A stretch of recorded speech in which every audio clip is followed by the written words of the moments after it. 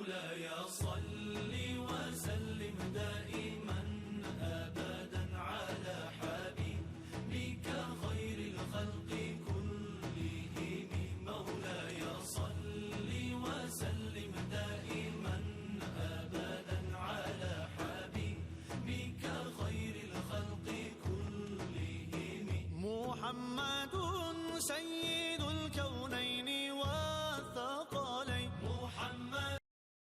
اعوذ باللہ من الشیطان الرجیم بسم اللہ الرحمن الرحیم الحمد للہ رب العالمین الصلاة والسلام علی اشرف الانبیاء والمرسلین اما بعد قال المعصوم علیہ السلام الدعاء عمود الدین. محترم ناظرین و سامعین، آپ کے سامنے دعا و مناجات کے موضوع پر کچھ کلمات کہنا چاہتا ہوں، بیان کرنا چاہتا ہوں. الدعاء عمود الدین، معصوم فرماتے ہیں کہ دعا دین کا ستون ہے. کوئی چیز اگر کھڑی ہوتی ہے، قائم ہوتی ہے، تو چند ستونوں پر ہوتی ہے. ان ستونوں میں سے ایک دعا بھی ہے جو دین کو قائم کر کے رکھ کر بیٹھی ہے.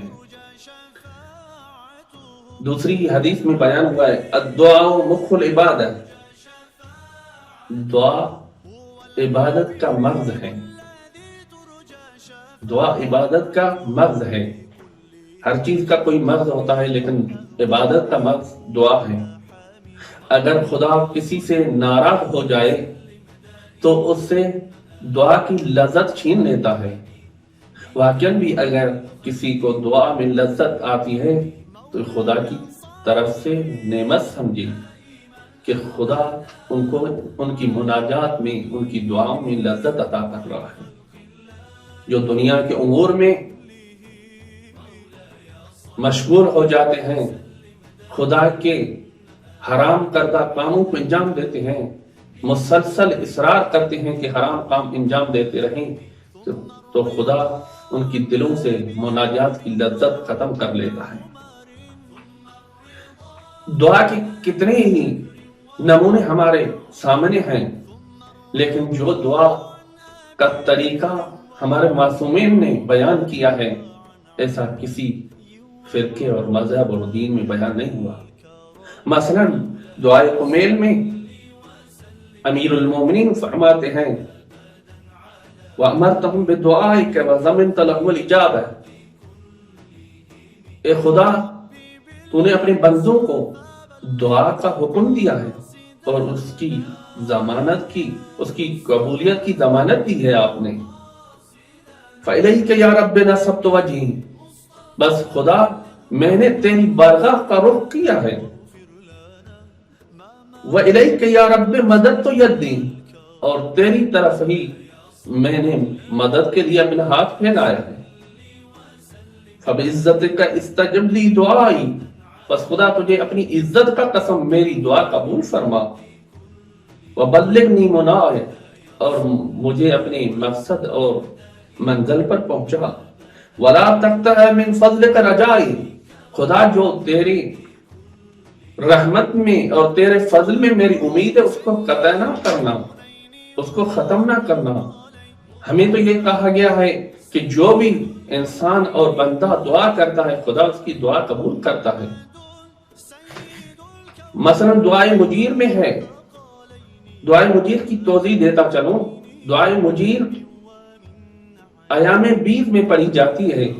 مثلا 13، 14، 15، ہر قمری مہینے کے 13، 14 اور 15 کی راتوں میں یہ دعا پڑھی جاتی ہے. ایام 20 جسے کہتے ہیں. ایام 20 میں یہ دعا اگر پڑھی جائے تو اس کے لیے روایت ہے کہ انسان کے جتنے بھی گناہ ہوں وہ معاف کیے جائیں گے، اگرچہ وہ بارش کے قطروں جتنے کیوں نہ ہوں، ریگستان کے ریت کے ذروں کے برابر کیوں نہ ہوں، درختوں کے پتوں جتنے کیوں نہ ہوں، لیکن پھر بھی اس کے گناہ معاف کیے جائیں گے۔ اس کے کچھ کلمات آپ کی خدمت میں بیان کرنا چاہتا ہوں۔ دعائے مجیر میں آیا ہے کہ سبحانک یا اللہ، تعالیت یا رحمان، اجرنا من النار یا مجیر، کہ خدا پاک ہے تیری ذات، اللہ بلند ہے تیری ذات، اجرنا من النار یا مجیر، ایک پناہ دینے والے ہمیں جہنم کی آگ سے پناہ دو۔ سبحانک یا ملک، تعالیت یا مالک، اجرنا من النار یا مجیر۔ دعائے جوشن کبیر میں بھی ہمیں ایک طریقہ سکھایا گیا ہے دعا کی فضیلت کا، کہ دعا کیسے مانگیں اور کس طرح خدا کی بارگاہ میں گڑ گڑائیں۔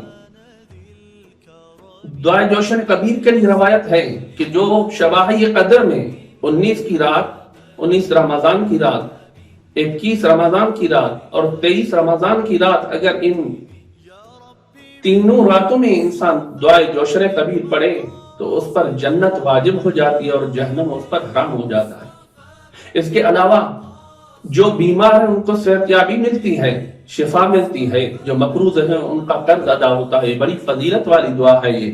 اس کے چند کلمات آپ کی خدمت میں بیان کرنا چاہتا ہوں۔ یا عدتی عند شدتی، اے میرے ذخیرے میری شدت اور سختی میں، جب میں سختی میں آتا ہوں تو خدا کی واحد ذات ہے جو میرے لیے ذخیرہ ہے۔ یا رجائی عند مصیبتی، جب میری مصیبت ہوتی ہے، مصیبت کا وقت ہے، تو اس میں میری تنہا اور واحد جو آرزو ہے وہ فقط و فقط خدا کی ذات ہے۔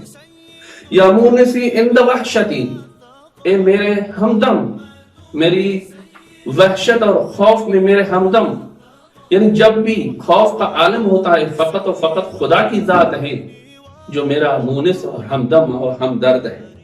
یا صاحبی عند غربتی، غربت کے عالم میں میرا ساتھی فقط خدا کی ذات ہے۔ یہ دنیا کا اصول ہے، جب بھی سختی آئے گی تو آپ سے منہ پھیر لے گی، لیکن خدا کی ذات وہ ذات ہے جو جتنی آپ مصیبت میں گرفتار ہوں گے خدا اتنا آپ کا ساتھ زیادہ دے گا اور آپ کی ہمدردی آپ کے لیے پیدا کرے گا۔ یا ولی عند نعمتی، جب مجھے نعمتیں عطا ہوتی ہیں تو ولی نعمت فقط خدا کی ذات ہوتی ہے۔ یا غیاسی عند قربتی، میرے فریادر فقط خدا کی ذات ہے، جب مجھے مصیبت آفتیں آتی ہیں تو فقط میرا فریادر، میرے فریاد سننے والا فقط خدا ہے۔ یا دلیلی عند حیرتی، کہ میرے رہنما میری حیرت میں اور میرے اضطرار میں فقط و فقط خدا کی ذات ہے جو میرا رہنما ہے۔ یا غنائی عند افتقاری، اے میری غنا جب میں محتاجی میں ہوتا ہوں تو میری غنا فقط خدا کے ذریعے سے حاصل ہوتی ہے۔ یا ملجائی عند اضطراری، اے میری پناہ گاہ جب میں مضطر ہوتا ہوں، پریشان ہوتا ہوں تو میری پناہ گاہ فقط و فقط خدا کی ذات ہے۔ یا معینی عند مفزعی، جب میں پریشان ہوتا ہوں تو میرا مددگار فقط خدا کی ذات ہے۔ اس کے علاوہ دعائے سحر ہیں، دعائے افتتاح ہیں، صحیفہ سجادیہ کی تمام دعائیں ہیں، دعائے ابو حمزہ سمالی ہے جو ماہ رمضان کی شبوں میں پڑھنا مستحب ہے اور بہت ثواب ہے۔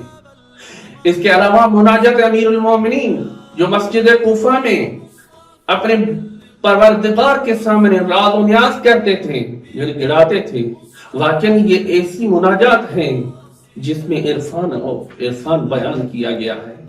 اس میں امیر المومنین اپنے خدا کے سامنے فرماتے ہیں اللہم انی اسألک الامان، خدا میں تجھ سے پناہ مانگتا ہوں یومن، اس دن سے لا ينفع مال ولا بنون، جس دن نہ کوئی مال فائدہ دے گا اور نہ کوئی اولاد فائدہ دے گی، الا من اتا بقلب سلیم، سوائے اسی کے جو قلب سلیم اور پاک دل سے محشر کے میدان میں آئے۔ اللہم انی اسألک الامان، خدا میں پناہ مانگتا ہوں اس دن سے یفر المرء من اخیہ و امہ अबीही व बनीही व साहिबतिही।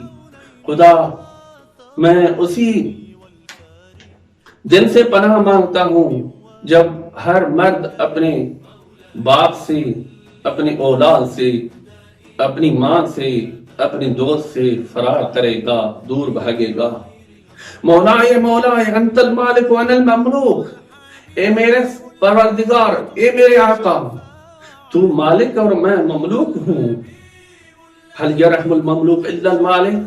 क्या अपने बंदे और ममलूक पर, क्या अपने अब्द पर मालिक के अलावा कोई रहम कर सकता है? मौलाए मौलाए अंतल खालिक व अनल मखलूक। ए मेरे आका, तो खालिक है, मैं मखलूक हूँ। हल यरहमुल मखलूक इल्लल खालिक।